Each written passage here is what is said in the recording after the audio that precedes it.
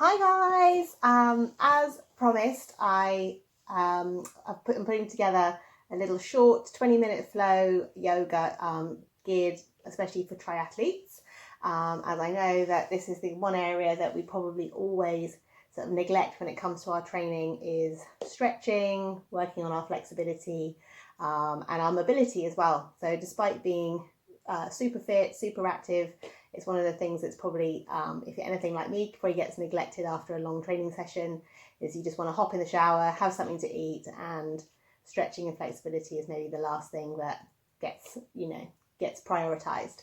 So this is just going to be a nice short little flow, short little sequence that you can do. Now that we've got lots of time on our hands, it could be something that you're doing a couple of times a week. But hopefully it will help to kind of prevent any injuries. But if you do ever have any little niggles that maybe are kind of, impacting on your ability to train, this is something that can kind of complement your training really nicely. Okay, so just enjoy. All right, but come up to the top of your mat. If you haven't got a mat, don't worry. Just find a space on your carpet or on your floor somewhere. Make sure you've got a little bit of space. And just come up and start by just kind of walking through the legs. So just loosening off through the limbs, just wiggling the legs, and bring the arms up and over. So just take a really long stretch through the body, kind of bending over one way, taking hold of the wrist, and then changing sides, so taking a little stretch over the other way. Okay, so you're just mobilizing the spine, just loosening off through the waist. And then just bring yourself into a nice gentle fold. So just let yourself hang. And again, just let the weight of the head kind of pull you forward. All right, and if you're kind of touching the floor, then maybe you can kind of swing your arms sort of side to side, just letting the backs of the legs sort of soften there. And then as you start to bring the hands back into towards center, just let the arms rest, let the hands rest on your shin bones or on the tops of your knees, and just flatten out your back. So pull the belly in, get a little bit of engagement through the core. Feel the back of the body start to engage as well. So all these muscles around your glutes, around your hamstrings, everything is engaging, giving you that little bit of support, a little bit of flatness in the spine. And again, just come into that nice natural fold again. Just let yourself hang. All right. So bringing your hands onto the floor, you're just going to step back on one leg. Doesn't matter which leg it is, but just bend that knee towards the floor. So you're coming into a low lunge position. Okay, and then just ease into that hip. Actually, I'll change sides just so you can see the hip bone there. So you're going to bend into that knee, and it just opens up that hip. If it feels really, really stiff, again, just be kind to yourself. Don't try and force it. Just bring it up a little bit higher. And you're going to just stretch that arm. So whichever leg you've got back, you're going to stretch that arm up towards the sky.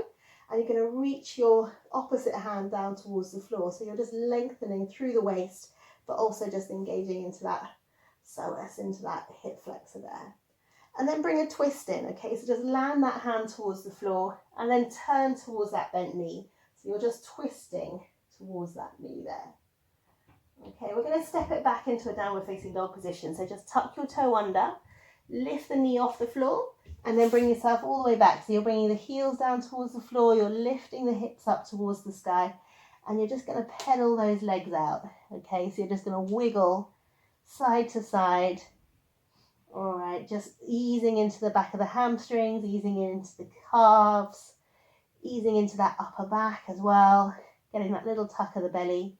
And we're going to do that same lunge, but on the other side, okay? So whichever leg you had behind you that time, bring it forward. Ooh, I'm doing the same leg twice. Okay, but come into that lunge on the other side. So just soft into that hip. And again, one side will probably feel different to the other. Quite often we've got that dominant side, which will often, harbour probably a little bit more tension. So don't be surprised if both sides don't feel balanced.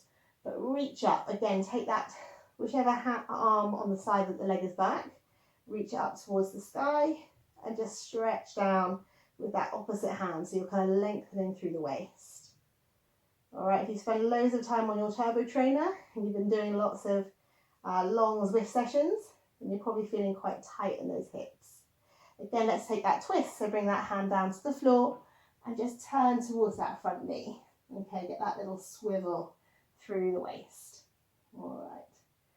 Good, again, land the hands. We're going to come back into that down dog position again. So just tuck the toe, step it all the way back. Again, even if it's a bit of a shuffle to get yourself there, that's absolutely fine. But again, just work into those heels. Okay, if it's those calves that feel tight, keep the knees really, really soft. All right, so you're keeping the pressure away from the lower back, away from the Achilles, and you're just working into the belly of the muscle. We're going to come into a high plank position, all right? So this is where we can use a bit of core strength. Just wheel the heels back. All right, just press back into those heels. Really push up through the shoulders. Get your belly to draw in, get your tail to tuck, and then come all the way down onto your front, all right? So lower the knees, come down onto your tummy. And from here, we're going to ease into a back bend. So bring the shoulders underneath your elbows underneath your shoulders. Just lift up through the collarbones. So just get a really nice kind of gentle back bend. And then take a child's pose. So push all the way up. Come onto your knees. Take your knees out wide. I like having a nice wide knee when I do a child's pose because I sort of feel like it gives my hips more space. But if you prefer to have your knees close together, that's absolutely fine. But just sink in and just enjoy that feeling of kind of just relaxing into those heels. All right, just take a couple of breaths here. And then from here, we're going to take a thread the needle position. So coming onto all fours, take the weight into your right hand. Bring the left hand all the way up and then thread the hand under. So bring the shoulder down onto the floor. Okay, and again, this is so good for those shoulders. Again, if you're kind of doing a lot of rounding forward, maybe a lot of swimming as well, taking a lot of pressure into the shoulders. This is a really good stretch. And then you can open it up a bit more. So you can take the right hand up. You can even you can rest that hand there on that lower back or even just hook it over the opposite thigh. And it just kind of gives it a bit more twist, a little bit more depth in the shoulders. Okay, change sides, so swap it up. All right, take it all the way up, take that little counter twist. And again, you're going to do the same on the other side. So left hand comes to the floor, right hand comes up, thread it all the way under. Again, that shoulder blade comes down onto the floor. Okay, and again, like I say, we're never balanced. So one side might feel really quite good, the other side might feel quite kind of gnarly and knotty. So just accept that we're not completely balanced. Some people get really hung up and they're like, I can't do it on this side doesn't feel great. But again, you're very hard pushed to find anyone who's completely balanced. So just ease in. Brilliant. And then bring it all the way back up. Okay, we're going to take another downward facing dog position. So tuck your toes under, just lift those hips all the way back. And again, just walk out those heels, little pedaling motion. All right, nice and soft. Okay, we're going to come forward. We're going to take our right leg up towards the sky. And then we're going to lunge that leg forward, so help it forward. If it's a little bit reluctant, then just pick it up, stretch it forward. And as you bring that knee down, just bring the hands onto the inside of the foot. So you're walking your foot over to the edge of your mat. Okay, so you've got a nice wide leg position. And again, this is a really big stretch for those inside thighs, those hips. And again, you might not want to go anywhere. You might want to just stay there. You might not even want to stay here because it might feel quite tight. But if you can, just stay here. Just breathe into it. Just take a couple of breaths. Okay, breathing in. And then walk those feet, that foot back to the front of the middle of your mat. And we're going to drag it back. We're going to come into a nice big runner's lunge. So we're going to just ease into the heels, really deep into the belly of the muscle. Okay, I'm going to do that one more time. This time, just keep the foot where it is. So just open up this time, take the breath in, and then ease it back into those heels. Okay, perfect. Again, this time, come forward. All right, we're going to walk that foot back out to the side of the mat again. So bring the hands onto the inside of that foot. All right, and if you feel that you've kind of, your hips will, happy to do so, please don't force it. You can start to bring your forearms down a little bit deeper. So maybe bring the forearms to the floor. If that feels too much, then just simply keep them up. Okay, again, this is a big one for the inside of those hips. Brilliant. Take one more breath in. And then let's step back into down dog. Okay, so come all the way back. Good, little wriggle. Little pedal of those heels. Bringing the feet down. Okay, and then just try it on the other side. So again, stepping that leg forward, bringing it between the hands. Help it forward if it's a little bit reluctant. Just lower that knee down. And again, just take the foot out to the edge of the mat, so you're opening up those hips a bit more. Okay, again, it might feel different this side. And then we're going to straighten out that leg. So again, just take a couple of breaths. And then when you're ready, bring the foot back to the middle of the mat and then just pull back. Again, this is one of my nemesis, this one. I always feel it really deep into the belly of the muscle there. All right, again, soft as you come forward, so take the breath in, open up those hips, and then drag it all the way back into those heels. Again, deep into the belly of the muscle. And again, I'm kind of moving through this quite quickly, but feel free to obviously sort of pick out a few stretches that you feel are really beneficial for you. And then you can kind of incorporate them into your own little routine and move a bit slower. Come forward. All right, and again, just take the hands onto the inside of the foot. Take it out a little bit wider again. All right, so we're coming, this is called lizard pose. And again, if you want to bring your feet, sorry, not your feet, your forearms. What part of my body am I talking about? Bring them down onto the floor.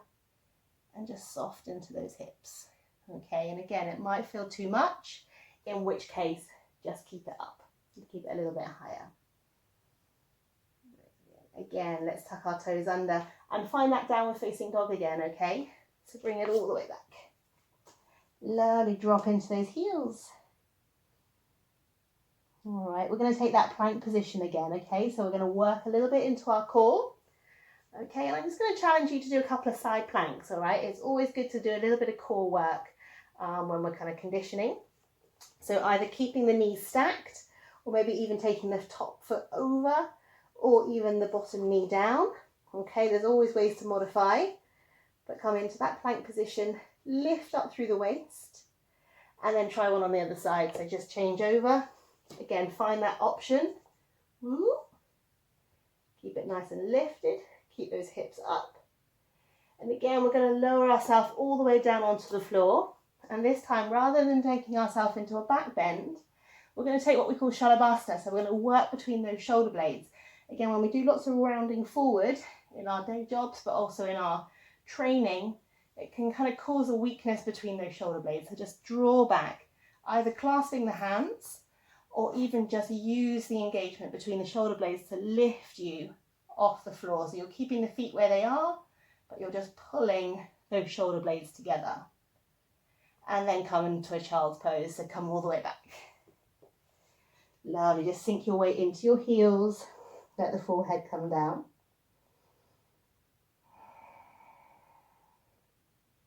Lovely, bring it forward. Okay, just going to do a couple of little seated postures.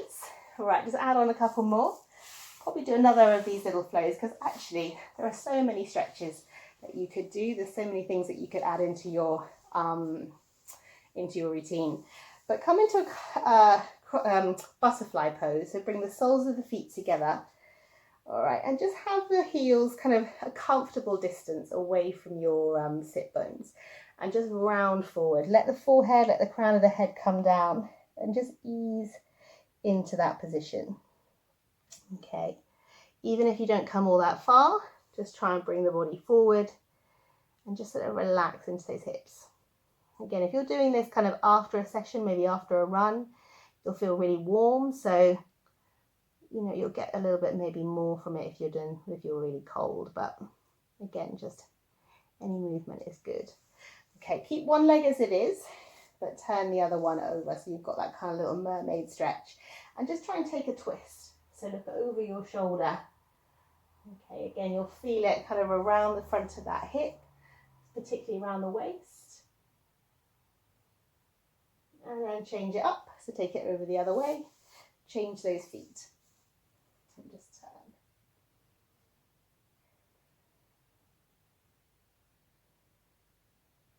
Okay.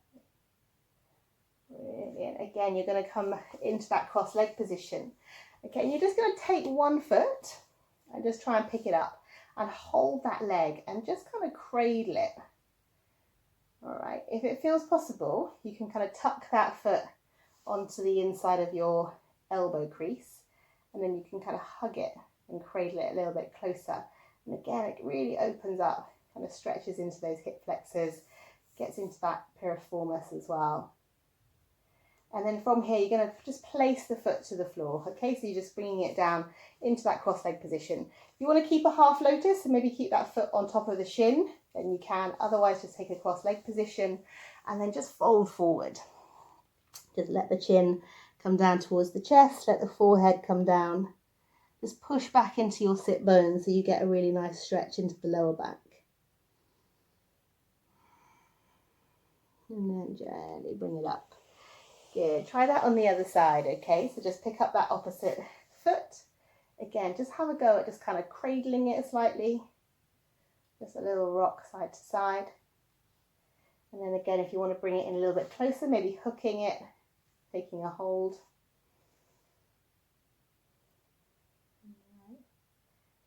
And then again, just gently placing that foot down to the floor or on the shin, all right? If it feels okay to stay up there, otherwise bring it to the floor and then just fold over. Ease out.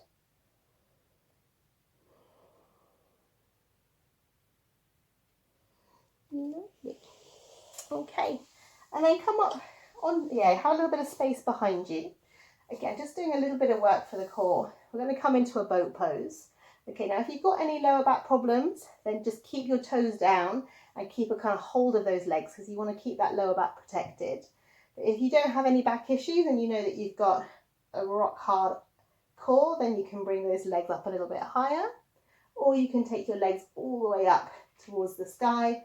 So you're just sort of working a little bit deeper into that core. And again, it's kind of one of these ones where you can kind of run the risk of overworking into your hip flexors if that core isn't really, really controlled. So maybe don't stay there for that long, but just hug in and then roll all the way back. Okay, just massage out the lower back. And then as you come down onto the floor, you're going to take a bridge position and just have your feet flat. All right, you can just about touch your heels so they're really close into your body. And you're just going to lift up into that bridge so you get that kind of engagement through the back of the body. So your glutes, your lower back, the back of your hamstrings are all working. And that front of the belly, the front of the core is kind of lengthening out. And again, depending on how you're feeling, you might want to just stay there. Okay, if you want to come up a little bit higher, then you can always bring your hands in underneath your shoulders. Hands in underneath your tail and your shoulders tuck in. And if you do know that you want to work a little bit more into your glutes, this is where you can do some one leg bridge work, where you fire up through one side and then you can lift the other leg, okay? So you can kind of really work deep into your glutes and you can play around with a little bit of one-legged work, okay? And again, it might be that you want to repeat this. You might want to do sort of 5 or 6 sort of marches on each leg, or you might just think, I'm quite happy just doing 1 or maybe 2. Okay, so again, this is just a way to kind of really deepen and fire up through your glutes and strengthen them a little bit more. Okay, bringing it down, just hug the knees in, all right, and just loosen off the lower back. Okay, again, just sort of massage out the spine. And I always finish with a few twists, okay, so this is where you probably want to start thinking about kind of relaxing at the end of your session. But cross one leg over the other, so right over left maybe to start. Just hug the knees in and then take a big twist. So open the arms out wide and then let the legs drop over towards the left, okay? If this feels too much, okay, it is a big twist. You might feel it kind of all around the outer edge of the hip there. Then just unhook those legs, keep them stacked. But again, if you want a deep twist, a deep stretch, then just keep the legs sort of over one over the other. All right, you pull the belly in as you come up to protect that lower back and then cross over the other way. All right, again, draw the legs in first. Okay, again, open out, keep the chest where it is, keep the shoulders where they are, and then just let the legs drop over towards the right. So you're moving the other way. Again, you can always keep the legs as they are and do both sides. It just opens up the hips. There's all sorts of different options. All right, and then bring yourself back up. Okay, just massage out the lower back. Just do a few little stretches there. And then take a long stretch for the body. So point the toes away, bring the arms all the way over, and just enjoy that really long stretch. Take a deep breath in. And then exhale, bring the arms all the way back down by your side. And have a shavasana, take a shavasana, which is known as corpse pose or relaxation pose. And I always recommend just staying here for a good half an hour if you can. Have a little snooze if you can squeeze one into your day. Okay, thanks guys. That's just a little quick 20 minutes of stretching. I'll try and do some more regular little updates of some different little flows that you can do. But hope you enjoy it. Thank you.